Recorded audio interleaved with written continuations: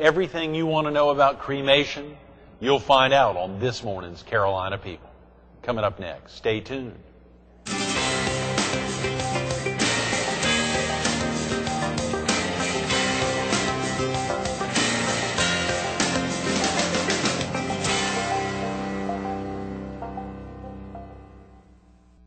Good morning. Welcome to Carolina People. This morning we're at the Horry County Government and Justice Center in historic downtown Conway. We're focused on cremations, and we're visiting with a funeral director and embalmer, Rick Neal. Good morning, Rick. Good morning, sir. Good morning. Thanks so much for coming in. It's early. It is early. It is early. All week long. We've had guests in here early. We kicked off on Monday with Roddy Dickinson, Horry County's treasurer. On Tuesday, the coroner Robert Edge was here, and he had a little baby Richard with him. Did you get to see baby Richard on the show? Yeah, I saw that. Earlier this week? You know, he must have named him after me. He might have. Richard Francis Neal. And on Wednesday, just yesterday, Horry County's probate judge, Deirdre Edmonds, was with us. And the sheriff will be with us tomorrow, celebrating 30 years in professional law enforcement. Is that tomorrow, March 21st, will be 30 years in professional law enforcement. He's almost as old as me then, isn't he? He may have a couple of years on you, Rick. Both of y'all have kept your youth. And, of course, with all the stuff you're doing, you just got back from a big Cremation Expo, Expo, up there in Greensboro, North Carolina. Right. How was that? It was very informative, and that's what it is, what the expo's about, is because it's a lot of speakers that comes in, and they have different classes all day long. And it updates you on the latest things that's going on with cremation. Right. A lot of the suppliers are there showing cremation supplies and all that.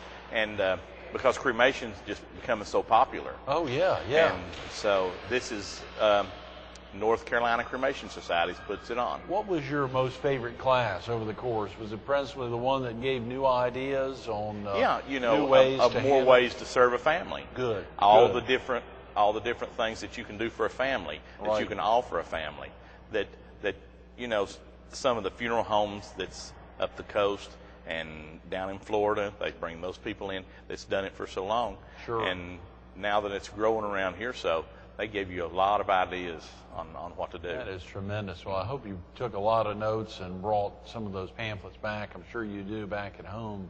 You were just up there. It was last Wednesday, I guess. Right, yes. And Thursday in Savannah. Yeah, me and my wife drove up on Tuesday night. That is tremendous. So, of course, she was working, and we didn't get to go up for the fiesta the night before. They have a golf tournament during the day on Tuesday. Oh, no. And then they had the fiesta of the evening, Right. So, but we didn't get to go for that because my wife had to work. And it was a late night trip, but it was worth it. And an early morning start. You register at 15 to 8. Is that right? Yeah. Wow. And it starts at 8 o'clock and goes till 4:30. Right. So it's an all-day thing. Speaking of your wife, Rick, you were with us last month in mid-February, I believe February 11th, leading up to February 14th, Valentine's, which is, am I correct, your 10th anniversary? That's right. How was that? Did you? Yeah, I had a great time. Had a great time. Went out that evening to dinner and stuff. And you all did something special for your 10th anniversary? Oh yeah, it was neat. She got. We was sitting at the restaurant, and I didn't want to carry stuff in my hands. Yeah. So at the jewelry store that I went to, that I bought her a necklace and some earrings, they put them in little boxes, and I crammed them down in my socks. No. Oh, come on. They gave me a heart that was about this big around, says "I love you" on it, and I crammed it down this sock. So we're sitting there, and I said, "Well, it's anniversary," and she said, "Yeah, I know." She said, "And it's a nice place to eat." So I said, "My leg's itching, boy, it's itching." So I pull that little heart out, and give it to her, and she said, "You're just full of surprises." Oh, yeah. So then I said, "My other leg's itching." So then when I pulled out the jewelry boxes, now then's when she got happy. Yeah. That's when the surprises stopped. And the excitement began. That's right. I love it. So. Well, that's a big celebration. You and Bonnie after 10 years. It's amazing to think of all that can happen over a 10-year period. Over the course of the 10 years, y'all actually moved from Kentucky down to Myrtle Beach and have made this y'all's home. Yeah, and it's just, I love it here. This is home to us. Right. So, we just got back from Kentucky. We went up last week and got a. We're fixing to open a funeral home over in Myrtle Beach. Absolutely. Myrtle Beach Funeral Home and Crematory. That's Very right. exciting. So we went up there and bought our hearse and got stuck in that snowstorm. No. Oh, yeah. We was up at 8:30 that morning waiting on the hearse dealership to pick us up at the motel. And when we did, at 8:30, it was just cold, 18 degrees. Right. And we was standing there by 8:45. It was pouring the rain, ice everywhere. And then by 10:30 when we left, there was 3 inches of snow on top of that. No, Rick. Yeah. Oh, so you and Bonnie. It was slick. You said, now last week you were at the Cremation Expo. The week before, you all made that trip, and to think about everything that has to go into making a trip like that. Right. So you drove the hearse all the way back from Cincinnati. Yeah. Wow. Yeah. Buying a hearse, that's a very specialized vehicle. Is that something you've done before? Oh, yes. You bought? Yes. I've had, of course, I had my own business in Kentucky for 18 years. That's right. For viewers who may not have seen you in the last few months, over the last 9 months, you owned your own funeral home there in Pine Knot, Kentucky for almost 2 decades. Right.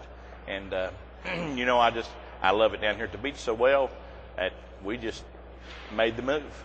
Right. So, like my papa used to say, to get ahead in life, you got to be like a turtle. Sometimes you got to stick your neck out. Right. Yes, and you all definitely did by making the move down here, having lived almost your entire life in Kentucky. Yeah. We went to school together, grew up together. So, but we love it down here, and it's home now, and that's the reason we decided to go into business for ourselves down here. That's tremendous. So, and we're building over next to the back gate at the Air Force Base, next to what people would know as the Purple Church. The former Purple Church, which is now Brown, the Father's house. Right, the Father's house now. And, of course, Pastor Howie there, he said he's excited for us to be there because, we'll be, working together and stuff. And feeding off of each other. That's right. Absolutely. That's right across from the McDonald's there near the back gate of the Air Force Base, about a quarter mile south of the back gate. Right. Very easy to find, right there in the heart of the Socastee community. Right.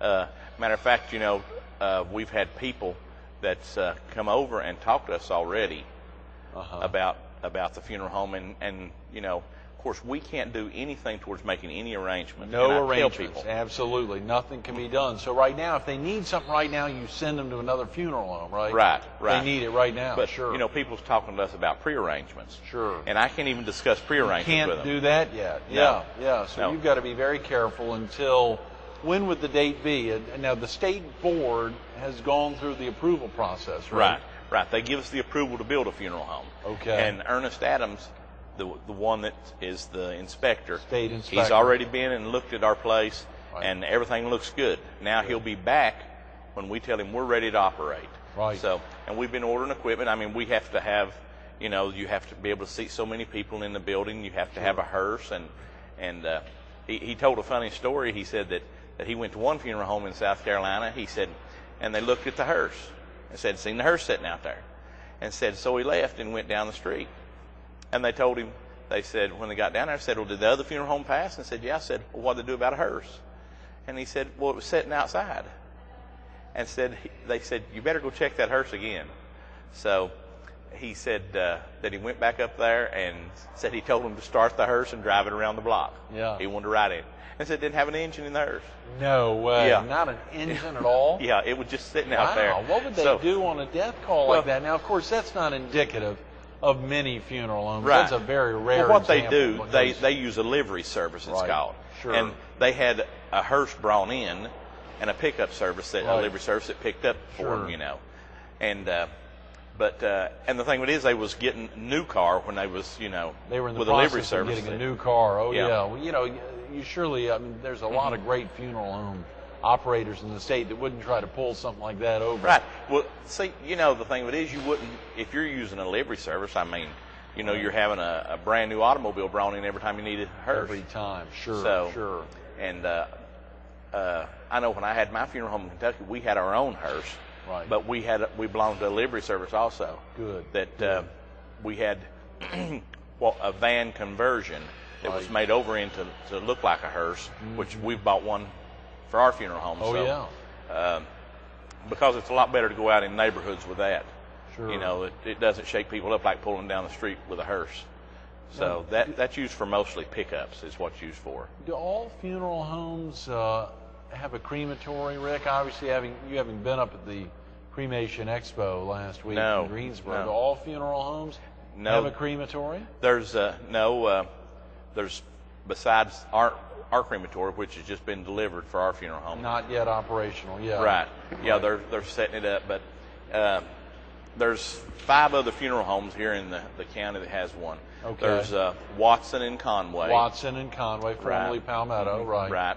And McMillan Small. McMillan Small, which Kelsey Dickinson, Treasurer Dickinson's son, has just joined McMillan Small, right. who was with us earlier this week. Yeah. And then there's Lee Funeral Home at Little River. Good, yes. And then Goldfinch has 2 in Myrtle Beach. They have the Beach Chapel. Right. And then they also own Grand Strand Funeral Home out on 707. So they've got there's they 5 crematories here in the county. Right. They have one out there also. Mm-hmm. Well, that's tremendous. So there's a way. So now, of course, if the other homes don't have a crematory, how do they handle cremations? Because, I mean, clearly that's a very popular thing. Yeah, Almost all funeral homes offer cremations. Yeah, they take them to one of the other funeral homes that does a lot of cremations for outside funeral homes. Mm-hmm. So so in essential, you're dealing with 2 funeral homes that, when they do that. But a loved one, when they come in, they deal with one funeral home, and even though that funeral home may use another one to cremate the body, you're still dealing with one funeral director or operator. They deal with one funeral director. Sure. And then that funeral director will, call and make arrangements and do everything, just like Robert Edge. No one can be cremated, that you had on the show, the coroner. Right, earlier No this one week, can be cremated unless he gives permission. Is that right? Yeah. On all deaths in the county? On all deaths. Including deaths in hospitals or hospice, or just everywhere? Right. Before there can be a cremation permit issued, he has to be the one to issue it. Is that right? Yeah. I thought it came through DHEC or someone else. No. It comes all through the county. Through the coroner's office. That's very interesting. You have to have a burial removal transit permit, and that's when you pick up the deceased. Right. You have that, and you have to have the death certificate signed. Right. You have to have family permission signed. Wow. The next of kin. And if you've got kids that's in California or somewhere, it has to be notarized and done. It's just something that you just can't call on the phone and one child when they got 5 different children and there's one parent left. Right. And no one else except those 5 children to make the funeral arrangements. You can't take the one that was the guardian or whatever. They have to have all 5 of those children to agree to that to be done. Is that right? Yeah. Wow, I did not know that. Yeah. Even if everyone has to. How about if they have a durable power of attorney or somebody has some type of personal representative for them? No. You still have to get all family members to sign off on a cremation. Yes, all the next of kin. Is that right? Yes. Wow. Why do you think it's so rigid, Rick? Because after cremation, there's no bringing it back. No bringing it back. That's right. There is, as Robert talked about earlier in the week, there's a 24-hour waiting period no matter what. Right. He didn't highlight that aspect about all the family members having to sign off. But, of course, his thing is just to make sure they've gone through the proper procedures. Well, he looks at it and to make sure that we've got everything done. And he takes our word on that that this is the next of kin, the family members that takes care of that. Right. Yeah. Let's talk a little bit about, now, I believe, Rick, you guys have recently purchased a new home close to the funeral home. Yeah. Where you hope to open the funeral home. Right. Captain's Harbor. Great. It's condo over on the waterway. Oh, yeah. In Harbor Town, back behind the new room store. Room store over there, yeah. Down past the airport going south. Great location. Then that way, if something happens in the middle of the night, well, we've been living in Conway. Right, sure. And if something happens in the middle of the night that there's a death, every minute is like waiting an hour till the funeral director gets there. Is that right? Because, the family just, they want you to be there to tell them what the next thing that they need to do is. So this way, I'll be 5 minutes from the funeral home. So because we're about right at a mile, maybe a mile and a half away.